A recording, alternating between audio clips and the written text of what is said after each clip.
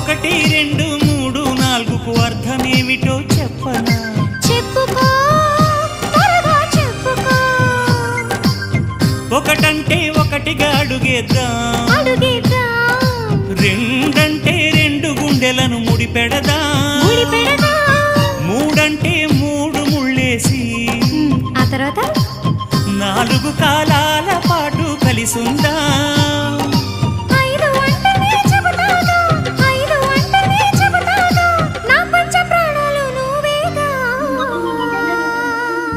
అమ్మావు ఇల్లు ఈగ చదివానాడు, ప్రేమ వలపు మనసు మమత చదివాయినాడు. ఇంకా ఏదో చదవాలంటూ పెదవి కోరుతోంది. భలేగా కొత్త చదువు చదువు, ఇలా నా ముద్దు కవిత చదువు, చెలి మురిపాల కథలు చదువు.